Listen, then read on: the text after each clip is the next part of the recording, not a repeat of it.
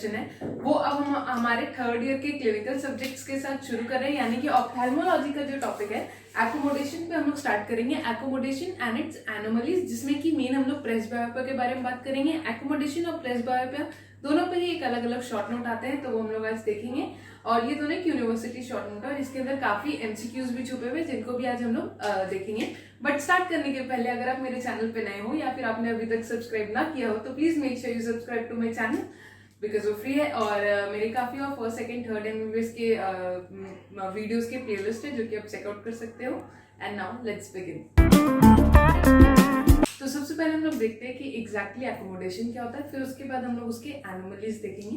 तो एकोमोडेशन देखने के पहले सबसे जो अगर इसके ऊपर एक शॉर्ट नेट आया तो सबसे फर्स्ट पॉइंट हम लोग ऑब्वियसली क्या लिखेंगे, उसका डेफिनेशन। तो डेफिनेशन में क्या है, इट इज अ मैकेनिज्म। ठीक है, देखिए आई के पास ये पावर होता है कि इन्फिनिटी से भी जो रेज आ रहे हैं वो उसको भी कन्वर्ट्स करके रेटाइना पे एक इमेज फॉर्मेशन में हेल्प करे, या फिर अगर पास इतने एक नियर ऑब्जेक्ट से भी अगर कोई रेज आ रहा है तो वो उसको भी कन्वर्ट्स करके रेटाइना में फोकस करे इमेज बनाने के लिए। तो अगर कोई रे हम लोग का दूर किसी फार ऑब्जेक्ट से आ रहा है तो क्या होता है कि वो पैरेलल आता है। हम लोग को पता है कि light travels parallelly when coming from an infinite object. तो उसको अगर हम लोग को लेंस पे अपने रेटाइना पे, ये हमारा रेटाइना है, रेटाइना और ये लेंस है और ये rays coming from a far object which are parallel in nature, वो आया तो उनको फोकस करने के लिए क्या होता है कि हमें सपोज कीजिए सर्टेन पावर ऑफ हमारे लेंस को सर्टेन पावर चाहिए ना उन रेज को कन्वर्ट करने के लिए। तो वो कितना हम लोग अगर अज्यूम करते हैं वो x होता है, तो हम लोग को x पावर चाहिए to convert parallel rays coming from an infinite या फिर फार ऑब्जेक्ट। बट वही अगर वो रेज एक नियर ऑब्जेक्ट से आ रहे होंगे तो क्या होता है, ये था हमारा फार ऑब्जेक्ट। अब अगर ये नियर ऑब्जेक्ट है, सपोज कर लीजिए 20 सेंटीमीटर है, तो क्या होता है ये ऐसे पूरे डाइवर्ज होके आते हैं। ठीक है, नियर अगर वो नियर ऑब्जेक्ट से आ रहे होते तो उनको कन्वर्ट्स करने के लिए हमारे लेंस को ज्यादा मेहनत करना पड़ता है, यानी कि ज्यादा पावर की रिक्वायरमेंट होती है। कितनी, समझ लेते हैं 2x। ये 2x पावर उसके पास कैसे आएगा, वो जब अपना जो उसका एंटीरियर सरफेस है वो जब फार ऑब्जेक्ट को फोकस कर रहा था तो वो प्लेन था। अब ये पावर उसका कैसे इंक्रीज होगा, जब वो अपने कर्वेचर को इंक्रीज कर देगा, because curvature is proportional to the power of the eyes. तो अगर हम लोग को पावर ज्यादा चाहिए लेंस की तो हम लोग को उसका कर्वेचर इंक्रीज करना पड़ेगा। तो लेंस क्या होता है, अपना इलास्टिसिटी का प्रॉपर्टी यूज करते हुए वो ऐसे था, पहले फ्लैट था उसका एंटीरियर सरफेस और अब वो धीरे धीरे ऐसे कॉन्वेक्स बन जाएगा, यानी कि उसका कर्वेचर इंक्रीज होगा ताकि उसके पास पावर इंक्रीज हो जाए, ताकि वो नियर ऑब्जेक्ट से कमिंग जो डाइवर्जिंग रेज आ रहे हैं उससे वो उनको भी कन्वर्ट कर पाए। फार ऑब्जेक्ट से पैरेलल आ रहे थे, उनको कन्वर्ट करना इजी था। नियर ऑब्जेक्ट से डाइवर्जिंग रेज आ रहे हैं, उनको कन्वर्ट करने के लिए पहले उनको पैरेलल बना रहे हैं। देखिए पहले हम लोग उसको पैरेलल बना रहे हैं और फिर हम लोग उसको कन्वर्ट करवा रहे हैं, तो उसमें ज्यादा मेहनत लग रही है, ज्यादा पावर लग रही है। इसके लिए हम लोग का जो लेंस है वैसे थोड़ा स्लैक हो जाता है, वैसे थोड़ा कन्वेक्स बन जाता है, यानी कि उसकी जो पावर है, उसकी जो कर्वेचर है वो इंक्रीज हो जाती है। तो ये बेसिक हम लोग को जो समझना था एकोमोडेशन के बारे में वो ये है कि लेंस में क्या चीज हो रहा था। तो अभी डेफिनेशन अगर देखें तो ऑब्वियसली एक प्रोसेस ही एक मैकेनिज्म है। It is a mechanism by which eyes are able to focus even the diverging rays coming from a near object onto the rectangle. ठीक है, वही है mechanism by which eyes are able to focus मैंने भूल से लिख दिया, the diverging rays coming from a near object onto the retina. और ये कैसे होता है, ये कैसे हम लोग कर पाते हैं accommodation, by increasing the power of our lens. और वो कैसे बढ़ता है, due to increase in the curvature of our lens. And basically हम लोग उसका मतलब उसके लेंस के दो सर्फेसेस है, एंटीरियर एंड पोस्टीरियर सर्फेसेस। तो मेनली हम लोग का एंटीरियर सरफेस का कर्वेचर इंक्रीज होता है, posterior surface remains constant during accommodation. ठीक है, तो हम लोग ये increase in the curvature of, एक और चीज ऐड कर देंगे, of anterior surface of lens. ठीक है, तो अभी हम लोग अगर देखते हैं हमारे आई को तो दो कंडीशंस में देखेंगे, एक रेस्ट पे और एक ड्यूरिंग अकोमोडेशन। तो एट रेस्ट क्या चेंजेस हो रहे हैं और अकोमोडेशन एंड ड्यूरिंग अकोमोडेशन क्या चेंजेस हो रहे हैं। तो एट रेस्ट क्या होते हैं, एंटीरियर सरफेस का कर्वेचर कितना है 10 मिलीमीटर अगर हम लोग देखते हैं, फिर पोस्टीरियर सरफेस का कितना है 6 मिलीमीटर। ड्यूरिंग अकोमोडेशन क्या चेंज हो रहा है, पोस्टीरियर सरफेस देखिए 6 मिलीमीटर ये, यानी कि सेम में मैंने बोला कि पोस्टीरियर सरफेस पे ज्यादा फर्क नहीं पड़ता। एंटीरियर सरफेस देखिए 10 मिलीमीटर से सीधा 6 मिलीमीटर हो गया, उसका रेडियस हमारा बढ़ा और उसका कम हुआ, और जो हमारा कर्वेचर है वो इतना बड़ा हो गया, वो कर्वेचर इंक्रीज हुआ ना उसका, तो रेडियस ऑफ कर्वेचर कम हुआ और curvature of the lens increase from 10 to 6, ताकि वो अपना पावर को इंक्रीज कर पाए, वो ज्यादा रेज को कन्वर्ज कर पाए। ठीक है, ये हम लोग को समझना है कि कितना चेंज हो रहा है, 10 to 6 चेंज हो गया, यानी कि काफी कर्वेचर 4 मिलीमीटर कर्वेचर का इंक्रीज हो रहा है, इसलिए रेडियस ऑफ कर्वेचर, देखिए कर्वेचर और रेडियस ऑफ कर्वेचर दोनों इरिवर्सिबली प्रोपोर्शनल है, सॉरी ये क्या बोलते हैं उसको, प्रोपोर्शनल है, मतलब अगर हमारा कर्वेचर इंक्रीज हो रहा है, इनवर्सली प्रोपोर्शनल, अगर हमारा कर्वेचर इंक्रीज हो रहा है तो हमारा रेडियस ऑफ कर्वेचर कम होता है, रेडियस ऑफ कर्वेचर इंक्रीज हो रहा है तो कर्वेचर कम हो रहा है। ठीक है, यहाँ पे कर्वेचर इंक्रीज हो रहा है इसलिए रेडियस ऑफ कर्वेचर कम हो रहा है। फिर मैकेनिज्म में क्या है, अभी ये एमसीक्यू है सारे पॉइंट्स, ठीक है, कि क्या क्या चेंजेस होते हैं, ये हम लोग ऑल ऑफ द अबव और नन ऑफ द अबव जैसे उसमें देते हैं ना, वैसे आ सकते हैं कि मैकेनिज्म में क्या क्या हो रहा है। तो एट रेस्ट क्या होता है, इसके लिए मैंने एक डायग्राम बनाया जो कि बहुत एप्ट तो नहीं है बट स्टिल, ये हमारा सीलियरी मसल्स है जो कि हमने ब्लैक में बनाया। तो ड्यूरिंग रेस्ट क्या होता है, ये जो सीलियरी मसल्स होते हैं ये रिलैक्स्ड है, ठीक है, इनमें कोई टेंशन नहीं है, ये बिल्कुल भी कॉन्ट्रैक्ट नहीं कर रहे, दे आर रिलैक्स्ड, तो उसकी वजह से ये जो सीलियरी रिंग है वो लार्ज होता है, वो बड़ा होता है, और जो ये रेड वाले वो जोन्यूल्स है, यानी कि सस्पेंसरी लिगामेंट्स जो कि हमारे लेंस को इन पोजिशन रखते हैं, ठीक है, जो कि सीलियरी बॉडी से आ रहे होते हैं। तो ये जो जब रेस्ट पे है तो सिंस हमारा सीलियरी मसल्स यानी कि सीलियरी बॉडी रिलैक्स्ड है, तो उसकी वजह से जोन्यूल्स को काम करना पड़ता है, तो जोन्यूल्स काफी टेंस्ड होते हैं। ठीक है, उसके वजह से जो हमारा लेंस है, या मुझे एक्चुअली फ्लैट बनाना था जो कि मैंने यहाँ बनाया है, वो फ्लैट रहता है, मेनली उसका एंटीरियर सरफेस जो है वो फ्लैट रहता है, क्योंकि जोन्यूल्स उसको ऐसे टान के रखा है। ठीक है, क्योंकि ऊपर सीलियरी मसल्स रिलैक्स्ड है, उसकी वजह से जोन्यूल्स ऐसे टान रहा है। कोई भी चीज को अगर टानेंगे ऐसे कपड़ा या कोई भी इलास्टिक चीज, क्योंकि लेंस के अंदर इलास्टिसिटी की प्रॉपर्टी होती है, उसको अगर ऐसे टानेंगे तो वो फ्लैट रहेगा, हम लोग को पता है।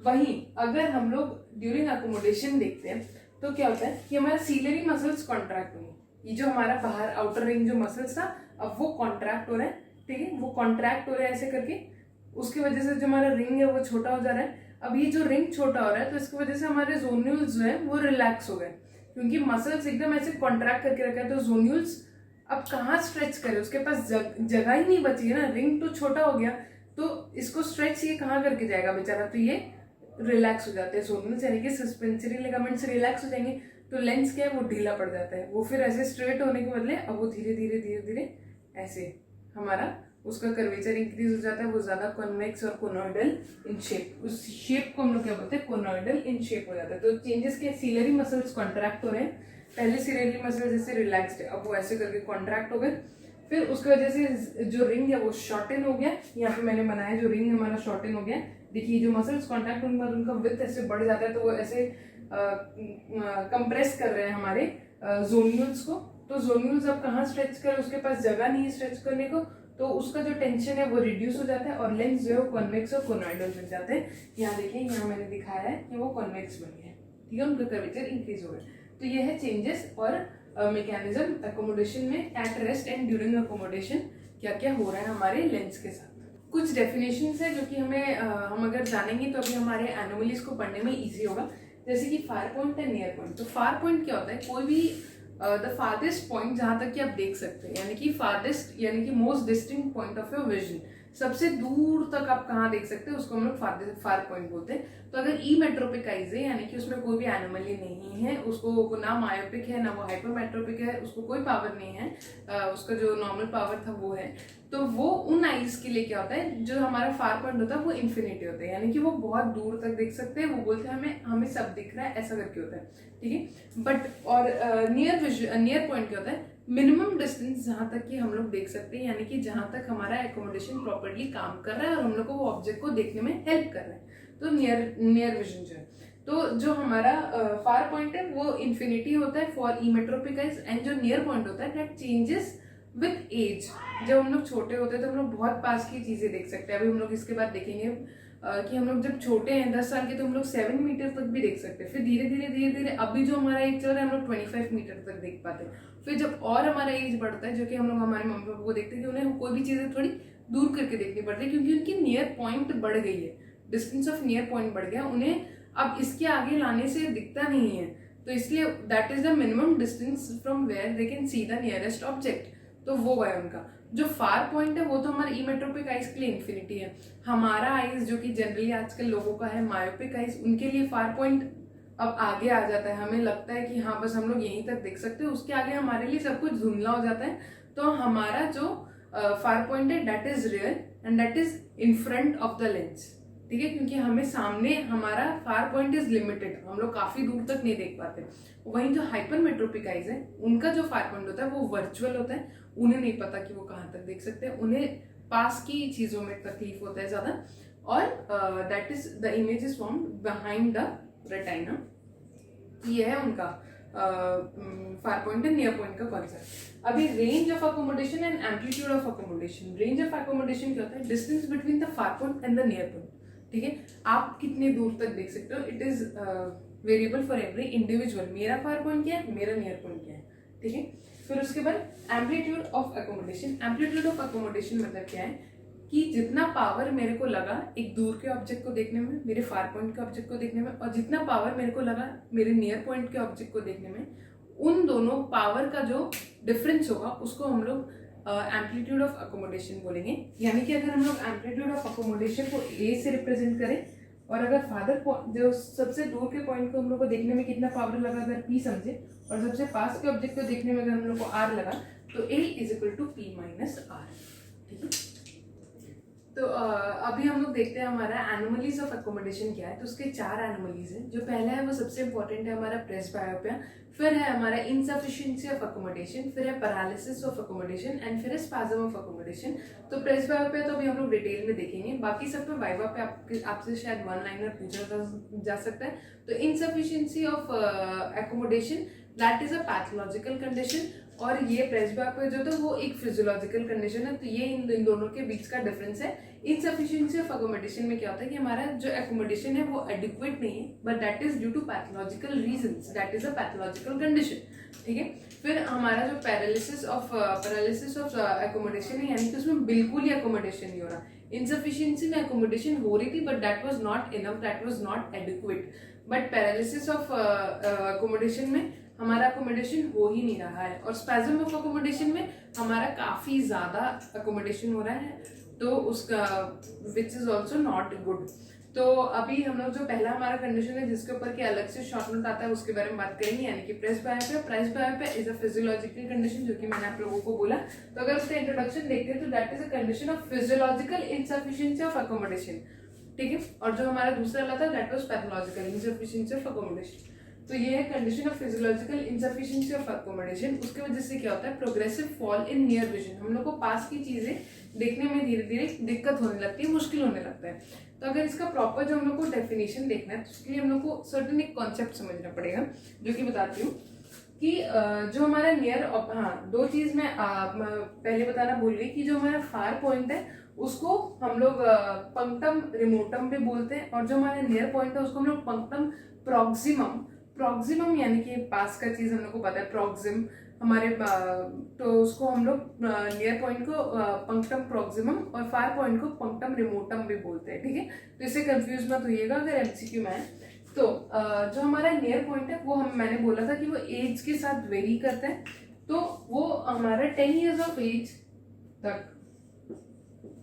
तक 7 सेंटीमीटर होता है, फिर 25, फिर 40 years ऑफ एज तक 25 सेंटीमीटर होता है, जो कि हमारा अभी चल रहा है, एंड अबव 45 वो 33 सेंटीमीटर होता है। जो कि मैंने बोला कि एज के साथ हमारा जो नियर पॉइंट है वो दूर जाते जाता है, ठीक है। हमें फिर धीरे धीरे अभी जब हम 45 होंगे, यानी जो हमारे मम्मी पापा उन्हें हमारे जैसा यानी कि 25 सेंटीमीटर तक का ऑब्जेक्ट दिखाई नहीं देता, उन्हें थोड़ा दूर करना पड़ता है, यानी कि 33 सेंटीमीटर पे करना पड़ता है, बिकॉज वो फिजियोलॉजिकल चीज है कि उन्हें दिखाई नहीं देता, क्योंकि अकोमोडेशन कम हो रही है, बिकॉज उनका जो lens that is undergoing presbyopia, ठीक है, उनका जो आईज है वो प्रेसबायोपिक हो रहा है। तो 45 years ऑफ एज तक हम लोग को 33 सेंटीमीटर तक दिखने लगता है। अभी जो मैंने एम्पलीट्यूड ऑफ अकोमोडेशन बताया था, यानी कि difference in the power required to see the object at far point minus the power required to see the object at our near point. तो अगर हम लोग अभी इस एज पे कंसिडर करते हैं 10 years ऑफ एज, हमारा फार पॉइंट तो क्या हमें पता है इन्फिनिटी है, ठीक है। तो पावर मतलब क्या होता है, 1 बाई डिस्टेंस, जो हमारा फोकल पॉइंट जो हम लोग देखते हैं, तो उसके लिए क्या हो जाएगा, वो मतलब 5 पॉइंट के लिए हो जाएगा हमारा 1/∞। और नियर पॉइंट के लिए क्या हो जाता है, 1 बाई डिस्टेंस होता है, लेकिन ये जो डिस्टेंस होता है वो मीटर में होता है, तो इसलिए 1/7, बट ये तो हमारा सेंटीमीटर में, इसलिए इंटू 100, यानी कि 100/7। 100/7 माइनस 1/∞ देगा आपको हमारा amplitude of accommodation at the age of 10 years.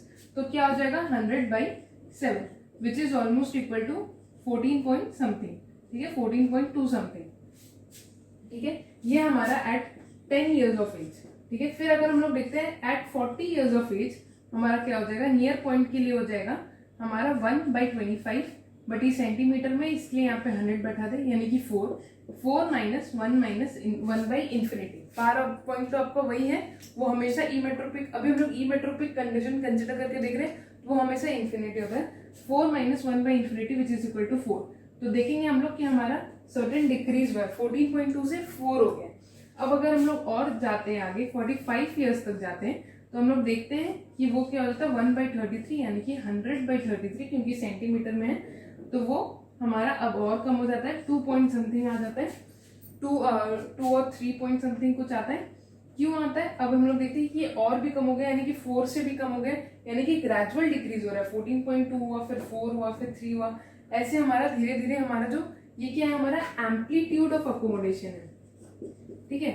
Amplitude of accommodation हमारा जो है वो एज के साथ कैसे कम हुआ, ये हमने देखा, क्योंकि हमारा नियर पॉइंट जो है वो दूर जाते जा रहा है। तो उसके डेफिनेशन में वही सर्टेन चीज है जो कि हम लोग यहाँ पे समझे।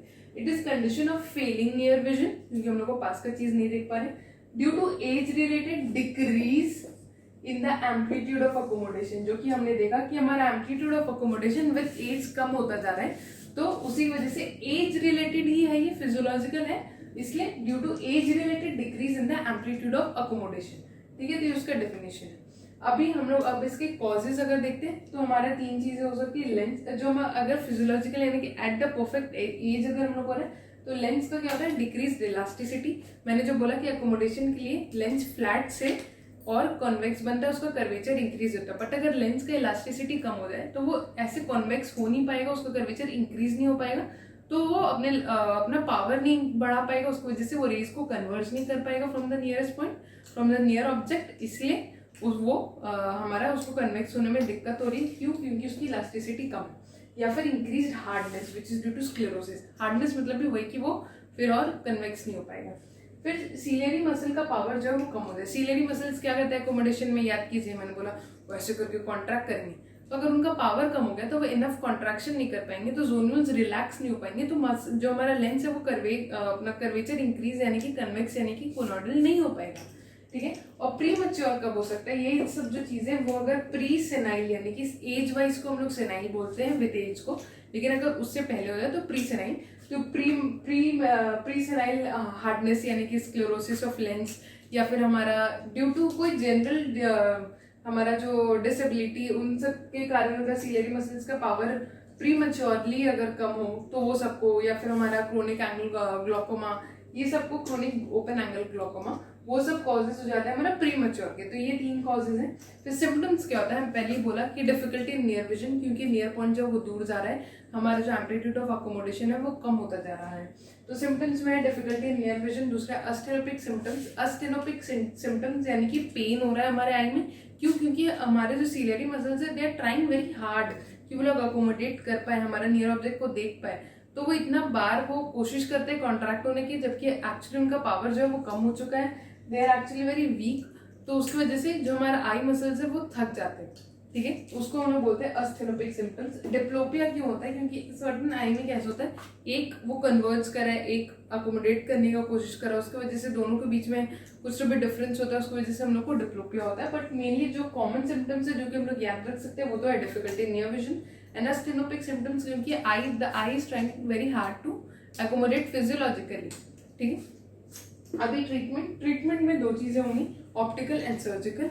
ऑप्टिकल में सिंस हमारा आई का पावर कम है, हम लोग को अभी इंक्रीज करना है, इसलिए हम लोग उसको प्लस पावर लेंसेज देते हैं, क्योंकि हम लोग को पावर इंक्रीज करना है, यानी कि कॉन्वेक्स लेंसेज देते हैं ऑफ द अप्रोप्रिएट जो भी उसका प्रॉब्लम हो रहा है। तो इसका एक ऐसे बेसिक रूल है जो कि हम लोग फॉलो कर सकते हैं कि एट द एज ऑफ 45 हम लोग बोलते हैं कि 1 डायप्टर यानी कि 1 से लेके 1.25 डायप्टर का पावर होता है। एंड उसके बाद विथ एवरी 5 years इंक्रीज, यानी कि अगर 50 years हुआ तो जो पावर है वो 0.5 बढ़ता जाएगा, यानी कि 1 से लेके 1.0.5 टू 1. ये मतलब इसमें आप 0.5 करके इंक्रीज करते जाएंगे। पहले अगर 1 है तो वो 1 से लेके 1.5 हो जाएगा। ये 1 था ना, तो ये हमारा 1 से 1.5 हो गया। अभी 1.25 है तो ये 1.5 हो जाएगा, हमारा 1.75 हो जाएगा। ठीक है, तो वैसे वैसे करके वो इंक्रीज होते जाता है। 0.5 डायप्टर से वो इंक्रीज होता है with every increase of 5 years of age. ठीक है, बट हम लोग को प्रॉपर असेसमेंट करना चाहिए कि एक्चुअली कितना पावर है। हमें दोनों आंखों को अलग से चेक करना चाहिए, फिर उनको ऐड करना चाहिए कि एग्जैक्टली हर एक आई में कितना पावर है और कितना क्या। तो that is the proper optical treatment which we do, यानी कि कन्वेक्स लेंसेज दे रहे हैं क्योंकि पावर इंक्रीज करना है। ये बेसिक रूल फॉलो करते हैं कि हर 5 साल में 0.5 डायप्टर्स बढ़ेगा, बट हम लोग फिर भी अलग अलग आई का अलग अलग चेक करते हैं, देन फिर टोटल कैलकुलेट करते हैं। सर्जिकल ट्रीटमेंट में हमें कोई पूछता नहीं है, बट 3 इसका बेसिस है। हम या तो कॉर्निया को ठीक कर सकते हैं, या तो लेंस को, या तो फिर स्क्लेरा को। वही लास्टिक ऑपरेशन जो सर्टन ये रिटर्न केराटोप्लास्टी ये सब होते हैं हमारी, तो वही है बस सर्जिकल के बारे में। और ये है हमारा प्रेस बैक एंड एकोमोडेशन। तो अगर आपको मेरा डिस्कशन पसंद आया हो या मेरा प्रेजेंटेशन पसंद आया हो तो please make sure you like my video and you subscribe to my channel. और मेरे काफी और प्लेलिस्ट है फर्स्ट सेकंड थर्ड एमबीबीएस के सब्जेक्ट्स के, जो कि आप चेकआउट कर सकते हो। और अगर कोई भी ऐसा टॉपिक हो जिसपे कि आप एक आंसर फॉर्मेट में एक वीडियो चाहते हो, या फिर कोई भी फॉर्मेट में अगर आपको कोई भी वीडियो चाहिए हो फर्स्ट सेकंड थर्ड एमबीबीएस के सब्जेक्ट्स के ऊपर, तो आप मेरे को डायरेक्टली बता सकते हो, या फिर आप कमेंट सेक्शन में डाल सकते हो, and I will surely come up with a video very soon. And thank you for watching till then, bye bye, see you next weekend, till then bye bye.